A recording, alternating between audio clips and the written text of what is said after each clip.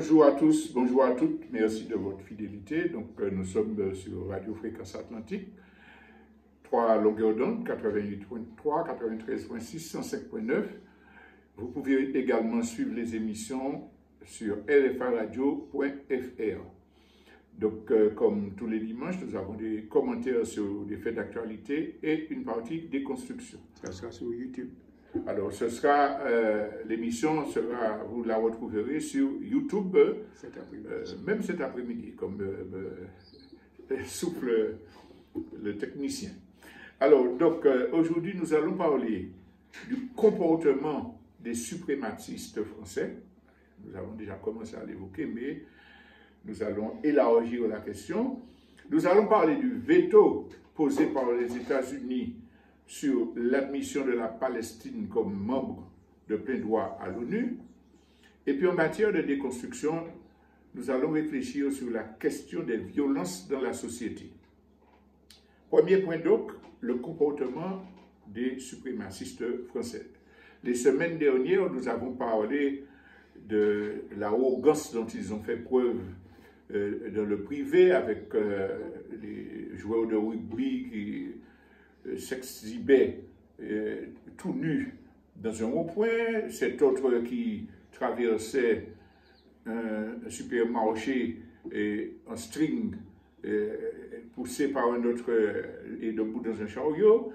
Nous avons parlé du comportement suprémaciste d'une partie du personnel français au collège de Trois-Îlets, etc., etc. Et puis nous avons parlé aussi de la mafia qui se constitue entre ces Français qui veulent s'accaparer de tout le territoire pour voler des terres, pour occuper des espaces. Donc, aujourd'hui, je vais revenir sur cela parce que ce phénomène-là concerne notre histoire. Hein. Au cours de notre histoire, on a eu des émeutes qui ont commencé en décembre 1959, à la suite d'un accident, et qui révélait le comportement raciste des fonctionnaires français, la violence et l'arrogance des CRS, des compagnies républicaines de sécurité. Ça avait donné 3 nuits d'émeutes. On a eu l'affaire des tricots. Pour ceux qui ne le savent pas, il s'agissait d'une bande de jeunes Français blancs qui s'était donné comme signe de ralliement un t-shirt noir avec une boussole dessus et qui interdisait que les Noirs portent le même t-shirt qu'eux. Ils se réunissaient le soir parfois pour battre des gens à la sortie du cinéma qui se trouvait à l'Olympia. Et finalement, l'un de ces individus a déchiré le t-shirt que portait une jeune fille en disant qu'elle n'avait pas le droit de porter le même t-shirt que les Blancs. Ça avait dégénéré en incident très violent, et l'affaire des tricots, il me semble que c'est 64. Et donc, depuis, ils se sont tenus à carreau, apparemment, mais la nouvelle conjoncture où le racisme, le fascisme sont décomplexés, où l'État manifestement accompagne le génocide par substitution, eh bien, les rappelle à leur arrogance ouverte et décomplexée. Mais cela se passe en Guyane, cela se passe en Guadeloupe, cela se passe également en Réunion.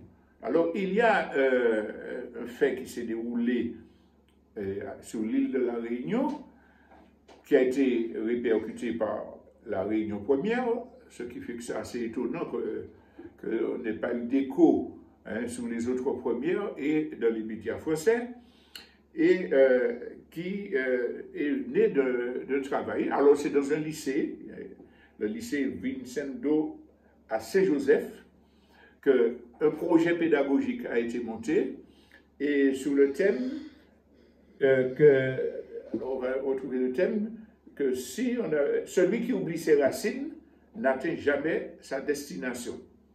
Donc c'était un travail pour retrouver ses racines. Et dans ce cadre-là, il y a un artiste très connu réunionnais qui s'appelle Méo, qui était venu, qui avait fait très très très beau tableau dans le lycée.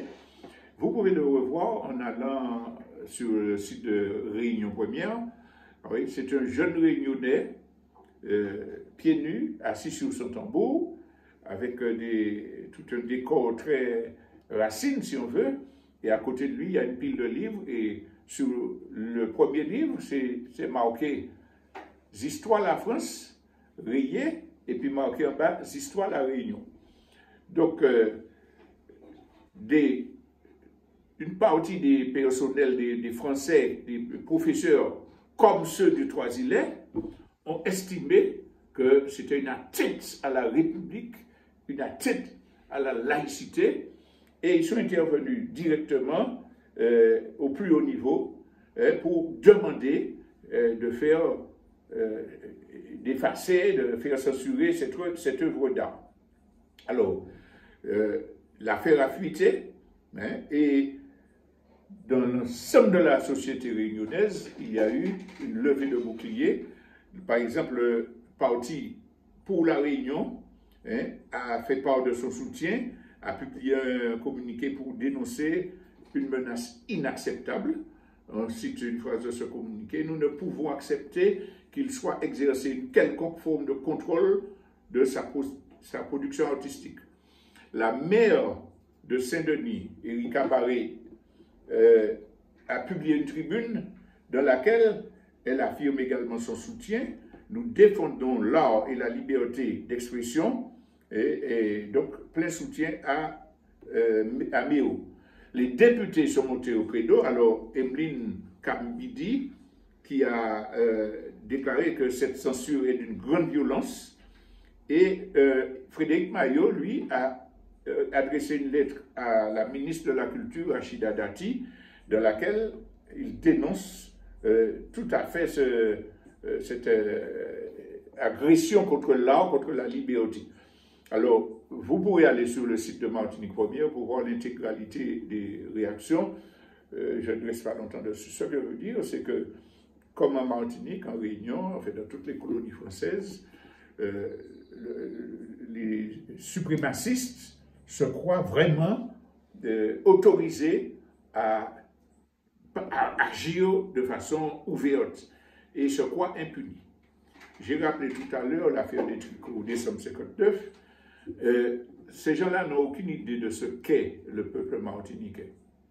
Ils n'ont aucune idée de notre façon de réagir dans l'histoire, et inévitablement, des incidents très violents sont à craindre si ces messieurs persistent dans leur attitude irresponsable.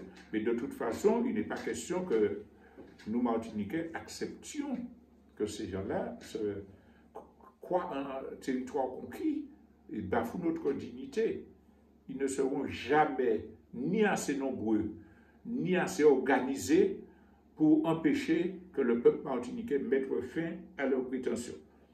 Comme on aime à dire dans certains coups de gueule dans les médias, à bon entendeur, salut. Mais au-delà de ça, il faut comprendre que ce n'est pas simplement la réaction contre les abus d'imbéciles, de psychopathes suprémacistes qu'il faut réagir.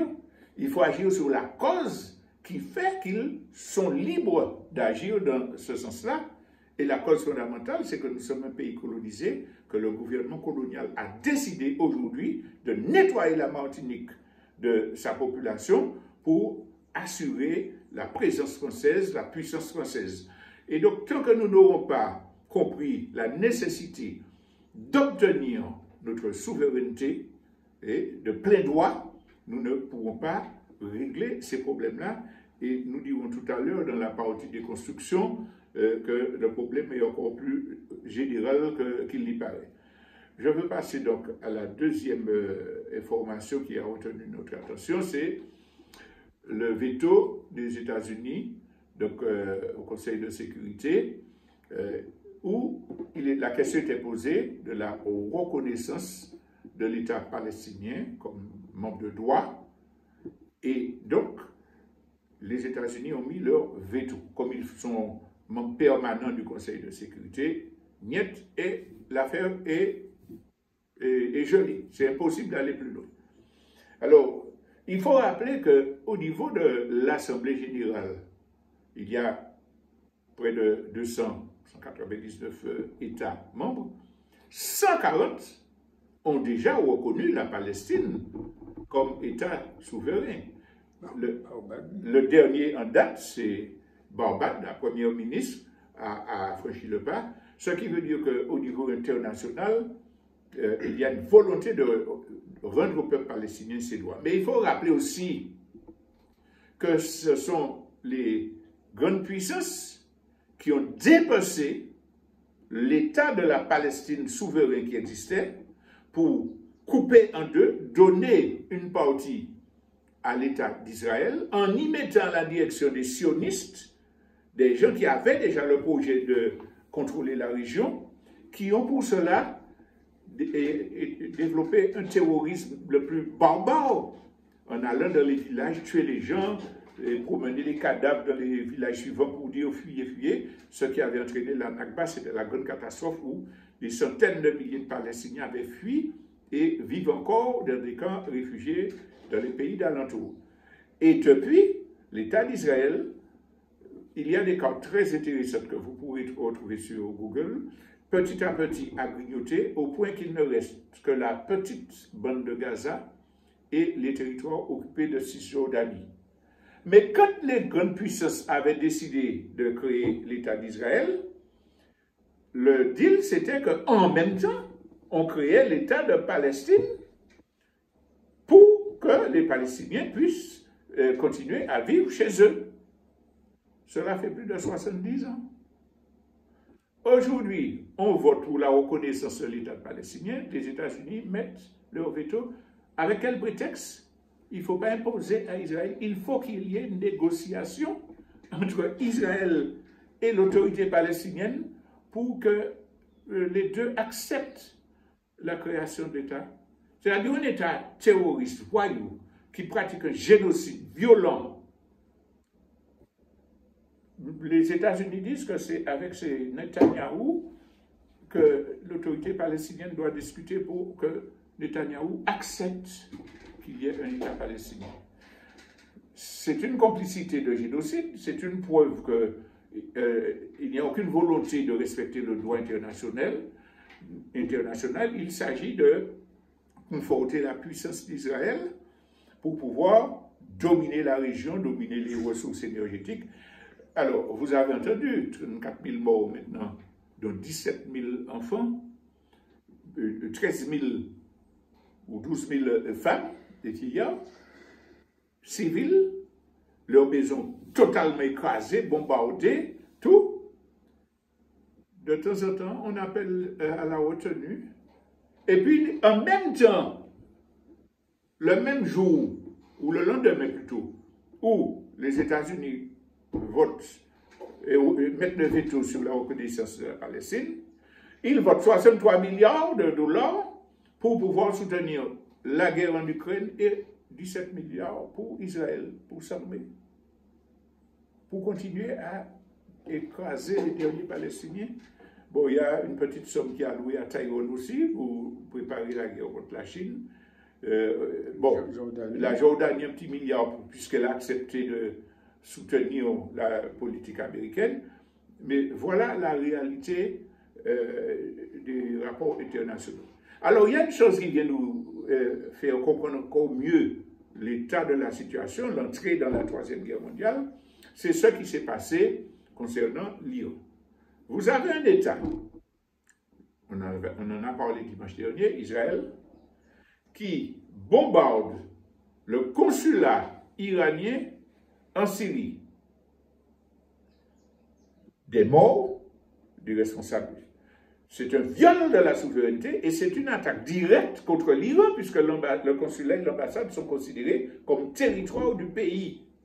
Même le gouvernement syrien n'a pas le droit d'entrer, d'agir. C'est un morceau d'Iran en Syrie. Il y a eu quelques petites remarques, oui, Israël n'aurait pas dû faire ça. Il n'y a rien de sanction. L'État iranien, dont on a attaqué le territoire, décide d'une riposte et envoie, on en a parlé l'autre fois, plus de 200 drones et missiles. D'ailleurs, Israël se vante que c'était des amateurs, et ben, on a détruit 97%, ce qui n'est pas vrai. Parce qu'en réalité, ils n'ont détruit que 84%, et que les cibles militaires que l'Iran avait visées ont été touchées. Des cibles militaires ont été touchées. Donc c'était une réaction, une riposte légitime et autorisée par le droit international. Que croyez-vous qu'il arriva, comme dit la fable? L'Union européenne, la France, les États-Unis prennent des sanctions contre l'Iran parce que l'Iran n'aurait pas dû réagir, n'aurait pas dû se défendre.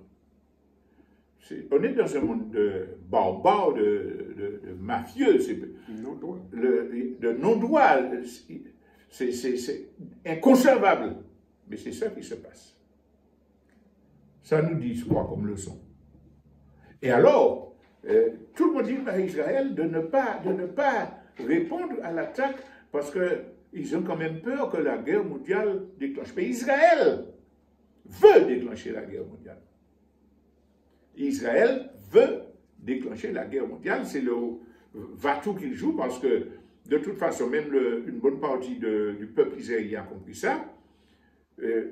Leur inhumanité, leur terrorisme est allé si bestialement au grand jour, a détruit tout le narratif occidental qui disait que c'était des pauvres juifs qui se défendaient. Ça a volé en éclats.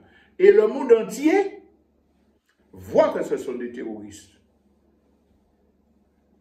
De toute façon, Israël, à terme, va être écrasé dans cette affaire-là, mais comme il ne va pas accepter d'être écrasé, ce sont des fanatiques qui sont au pouvoir et qu'ils disposent de 200 ogives nucléaires, ils risquent de déclencher un conflit international. Donc, il est vraiment important qu'on comprenne les enjeux pour voir non seulement l'importance de soutenir la lutte du peuple palestinien, parce que c'est le point nodal de la contradiction entre les impérialistes occidentaux et le reste du monde. Il ne peut pas être question de les laisser gagner ce conflit-là, autrement c'est la destruction de la terre. Donc, dernière chose que je veux dire comme commentaire, c'est que les gens sont tellement sûrs d'eux, les barbares israéliens sont tellement sûrs d'eux, c'est qu'ils ont déjà des plans pour exploiter la bande de Gaza quand ils auront fini le génocide des Palestiniens. Il y a des réserves de gaz très importantes au large des côtes de Gaza, mais quand il n'y aura plus de Palestiniens, Israël va créer des sociétés pour exploiter ce gaz-là. Mais plus grave, plus grave. Ils veulent tracer un canal qui va concurrencer le canal de Panama et qui passe par Gaza. Et troisième élément, pour terminer, il y a un rabbin juif qui combat le sionisme, qui a donné à un Palestinien un témoignage très direct, et c'est ce Palestinien-là qui nous l'a transmis, donc la source ne peut pas être plus directe que ça.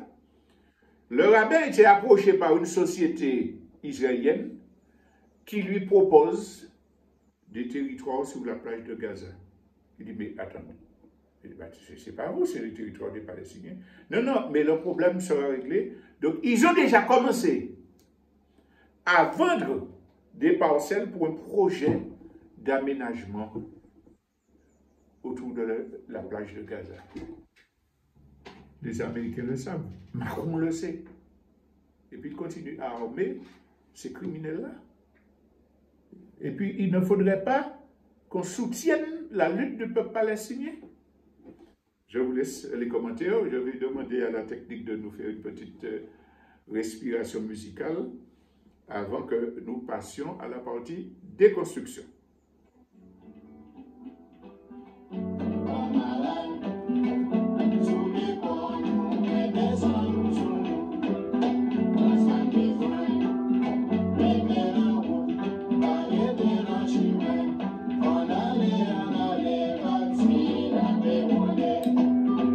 Alors, nous allons poursuivre la partie des constructions, mais permettez-moi de faire un retour en arrière parce qu'il y a une réflexion qui m'est venue concernant les voies et les moyens de la décolonisation du peuple martiniquais, de la Martinique et du pays Martinique et de son peuple. Parce que il y a des initiatives qui sont prises et par différents partis pour faire croire ou qui ont l'illusion que par la négociation avec les impérialistes, on pourra leur faire comprendre qu'il faut appliquer notre droit à l'autodétermination. C'est ainsi que la gauche classique, le PPM et d'autres demandent à ce que dans la Constitution française, on remette un article qui permettrait petit à petit qu'on aille vers la souveraineté dans le cadre de la République française. Il y a des demandes d'habilitation pour nous permettre de décider de choses qui nous concernent. Et dans les milieux indépendantistes aussi, il y a l'illusion qu'on pourrait, en réinscrivant la Martinique sur la liste des pays qui devraient être décolonisés, on pourrait donner un ballon à la lutte d'émancipation du peuple martiniquais. Il ne s'agit pas de mettre en cause, et nous le disons très correctement, la nécessité de faire de telles actions pour les pousser dans le retranchement, pour montrer les contradictions, les deux poids, deux mesures. Mais à aucun moment, un Martiniquais ne peut imaginer que cela suffirait à nous faire avancer vers la voie de la décolonisation. On a vu comment la communauté internationale traite la question palestinienne. On a vu comment la France traite la question de l'autodétermination du peuple kanak. Alors, nous serions peut-être tellement heureux, chanceux, vernis, gâtés par la nature que l'inscription suffirait à. On doit le mener ce combat-là. Mais si en même temps on n'indique pas au peuple que ce n'est qu'un à côté et que ce qui est essentiel, c'est qu'il y a une diplomatie menée par les forces révolutionnaires, les forces souverainistes, indépendantistes martiniquaises, pour travailler avec les mouvements populaires du monde, avec les gouvernements anti-impérialistes, pas simplement opposés à la France, mais anti-impérialistes, qui ont une dynamique de construction économique alternative. Si on n'a pas cette diplomatie-là, jamais, au grand jamais, la seule inscription dans la liste des pays à décoloniser ou dans la Constitution française ne suffiront à nous faire avancer d'un iota. Et puis d'autre part, il faut comprendre que même l'alliance, la diplomatie avec les forces progressistes anti-impérialistes du monde ne suffirait pas si l'élément essentiel n'était pas mis en marche, la conscientisation et la mobilisation des masses populaires. C'est lorsque le peuple martiniquais se sera mis d'accord sur l'objectif, se sera organisé pour lutter par tous les moyens possibles pour exiger que ce droit à la souveraineté soit respecté, qu'on pourra utiliser avec efficience le travail diplomatique au sein des institutions existantes et au sein des espaces de coordination populaire. Et, dernier point, il faut que ces mobilisations-là du peuple martiniquais conscient qui vise un objectif accepté aient des porte-voix, des représentants, des délégués mandatés par le peuple pour défendre ce que le peuple demande. Donc la question de la libération, j'ai voulu l'ajouter en tenant compte de ce qui se passe en Palestine pour que chacun et chacune comprenne que nous n'avons pas le droit de nous faire des illusions. Alors, maintenant, on va recommencer sur la déconstruction. Je suis désolé, le commentaire m'est venu entre-temps et je ne pouvais pas ne pas le faire. Alors, qu'est-ce qui m'amène à parler des violences de la société? C'est que hier soir, on annonce un 8e homicide en Martinique. Tout le monde en est l'émoi, micro-trottoir, mais ce n'est pas notre pays, etc. Mais les commentaires qui sont faits dans la presse viennent donner un éclat particulier à cela parce que on apprend que la Martinique est classée le département le plus dangereux de France. Sur quelle base c'est dit? On regarde le nombre de faits violents, d'homicides par rapport à la population. Et puis on dit, bon, on est le département le plus violent. Permettez-moi d'affirmer avec conviction que nous sommes loin, très loin d'être le département le plus violent de France. Parce que la violence n'est pas une collection de quelques faits divers. La violence est beaucoup plus que 8 homicides dans un pays.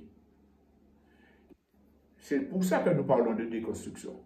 Alors déjà, dire que l'intention de ces gens-là, c'est d'effrayer au maximum la population de l'angoisse.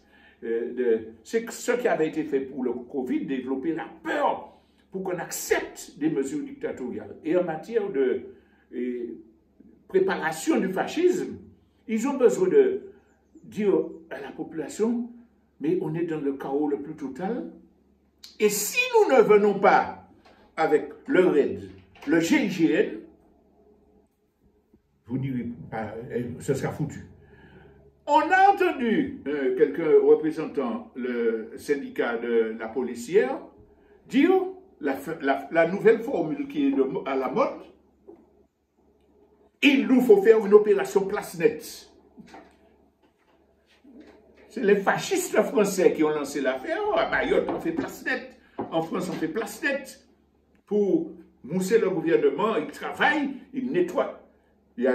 Mais vraiment, il n'y aura jamais de place nette, ni à Marseille, ni à Saint-Denis, ni en Martinique, sans que la société sera une société génératrice de violences majeures. Il y aura, pour une période pré-élection européenne, une petite accalmie, hein? Et puis, la semaine d'après, on aura d'autres.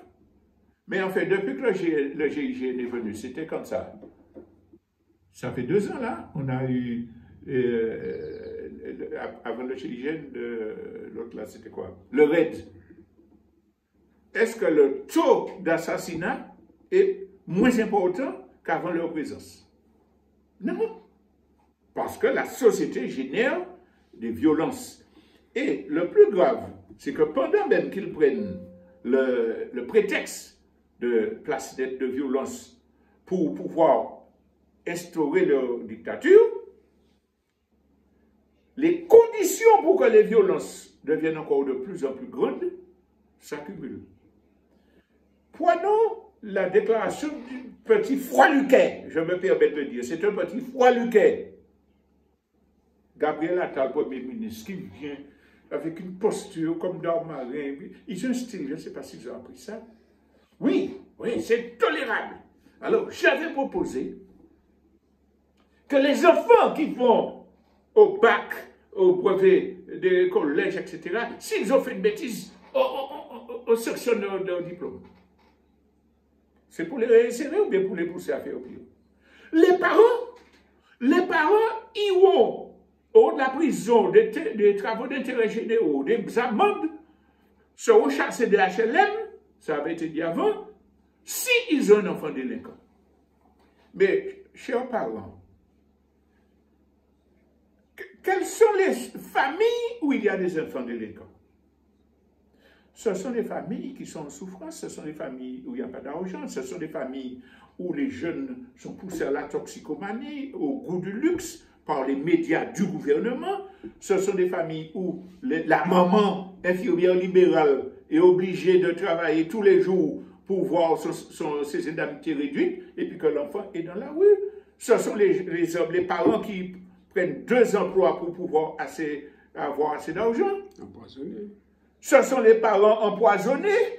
Ce sont les parents ouvriers qui ne peuvent pas payer leur loyer et qui dorment dans les rues, dans leurs voitures.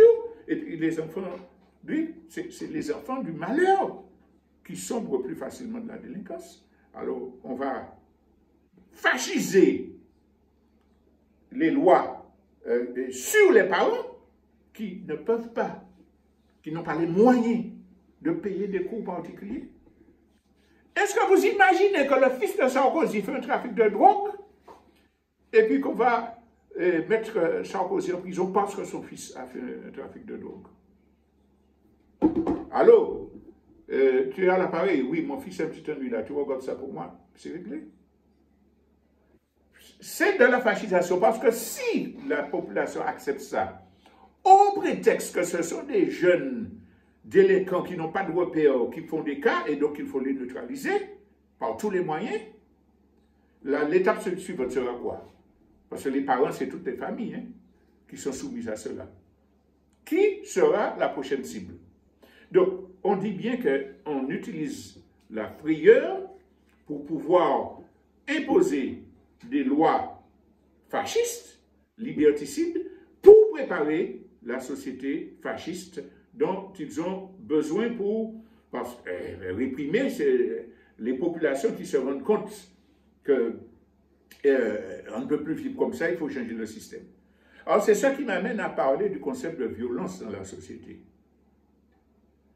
Alors, un jeune qui prend de la drogue ou qui est alcoolisé, qui a été jeté hors de l'école, qui n'a pas de diplôme, ou peut-être qui a un diplôme et puis qui n'est pas employé, qui ne trouve pas de travail, qui est dans un groupe au moment de l'adolescence où les hormones montent et qui a besoin de faire jouer au caïd, et puis qui tue un autre jeune, c'est un fait divers. Ce n'est pas le résultat d'une société.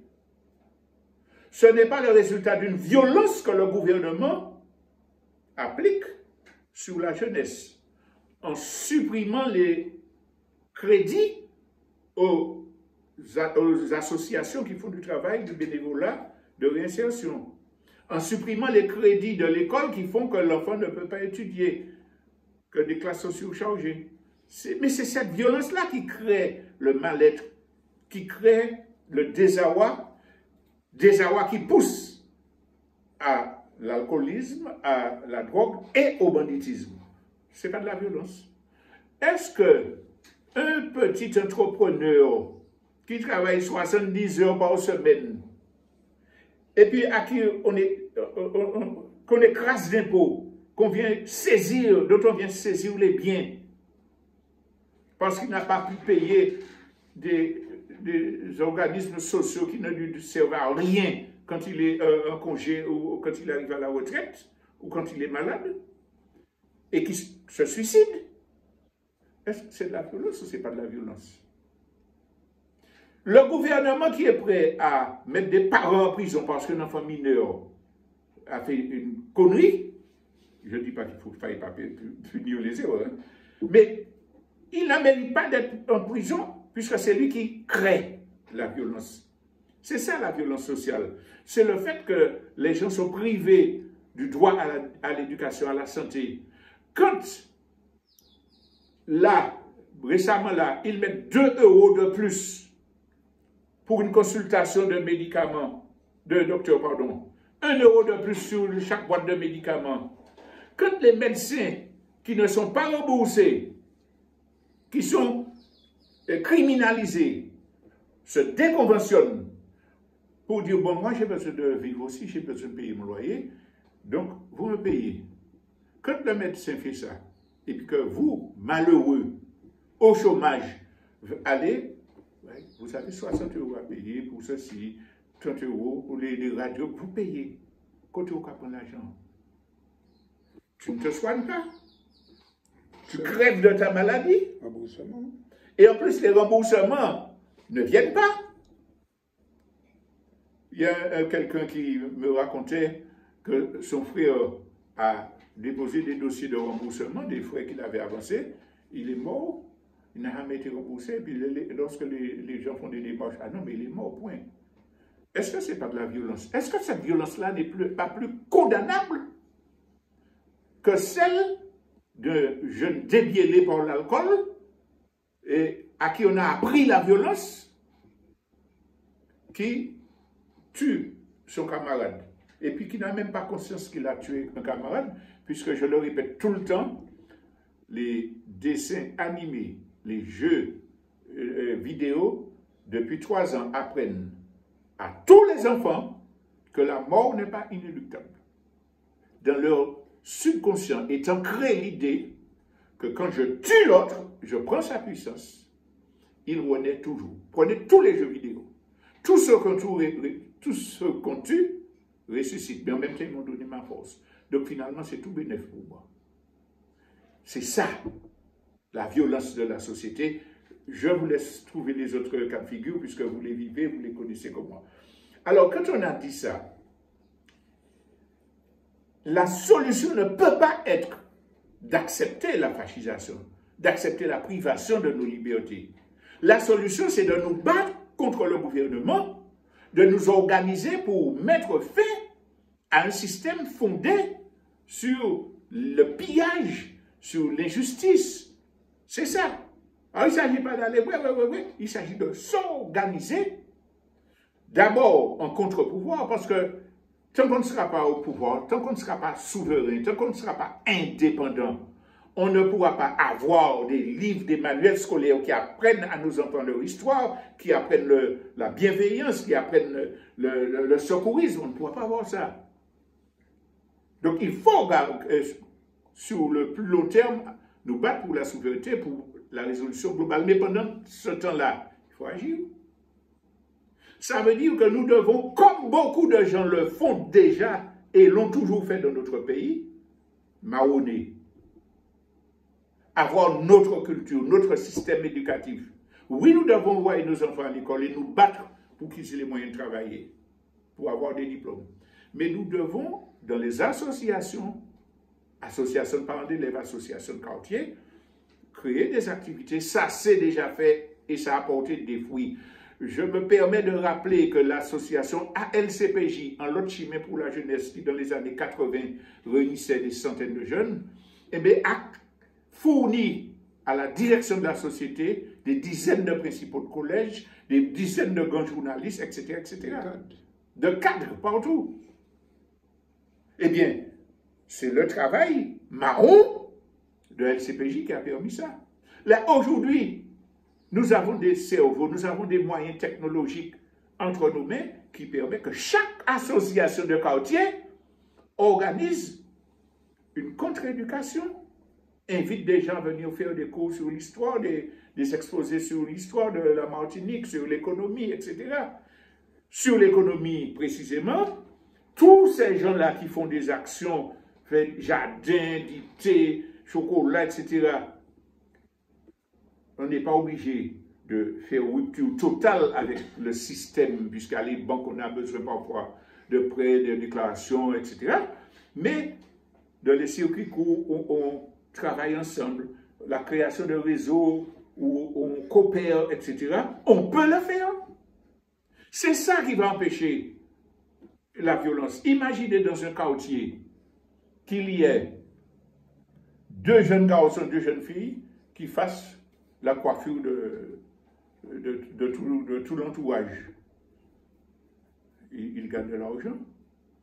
Ils peuvent le faire de façon marron, comme ils peuvent estimer, quand la situation est bien établie, qu'ils déclarent une entreprise, etc., pour se couvrir.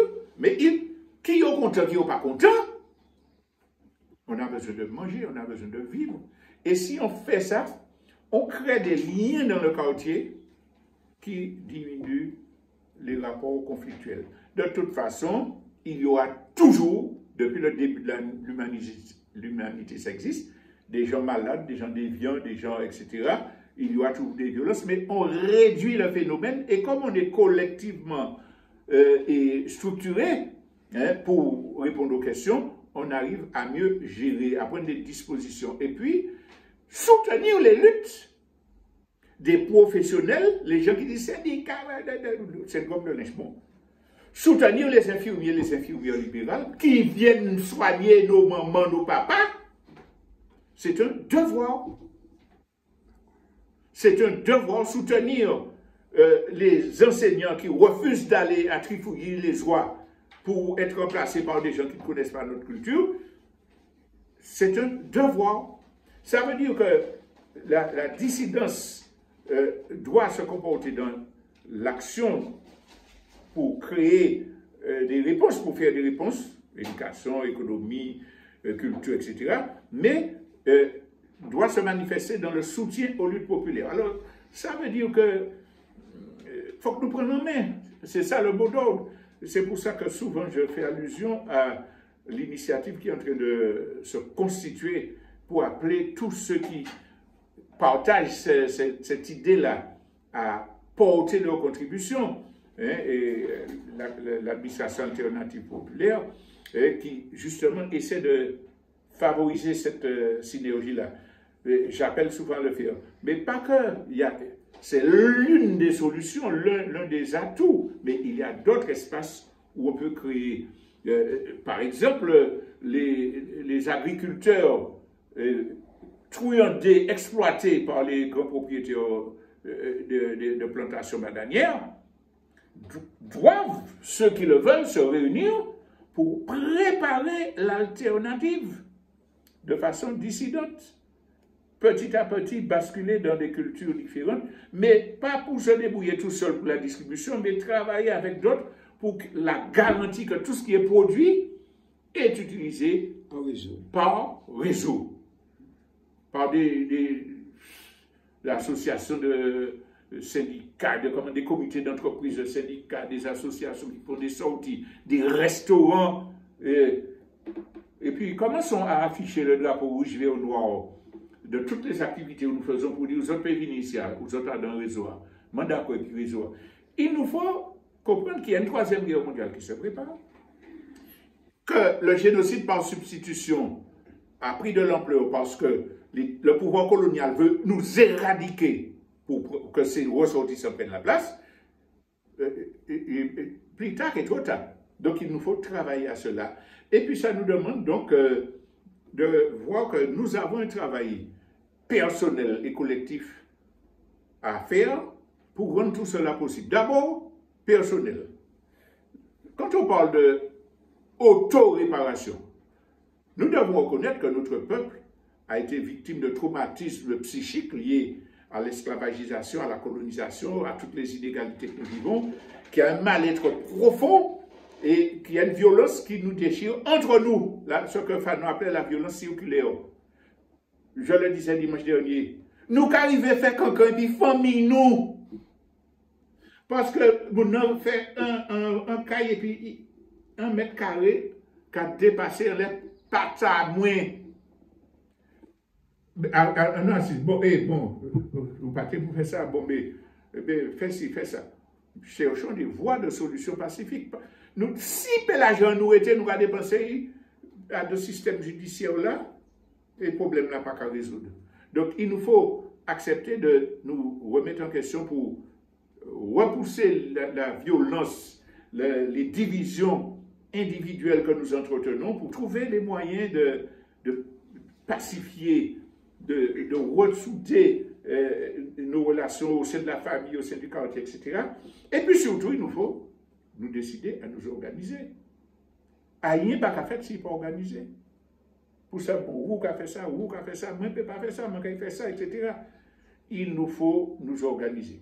Alors, si nous voulons vraiment que, dans un premier temps, les violences diminuent, et dans un deuxième temps, pacifier la société, résoudre nos problèmes, nous devons nous organiser. Nous devons nous organiser et nous devons comprendre que 8 homicides, ce n'est pas la Martinique, le département le plus violent de force. c'est une conséquence d'un système colonialiste injuste, d'une caste qui écrase le peuple martiniquais, et que si nous pas ni violence, on nous mettait l'amour, on nous mettait bienveillance, on nous mettait partage. Merci de votre attention.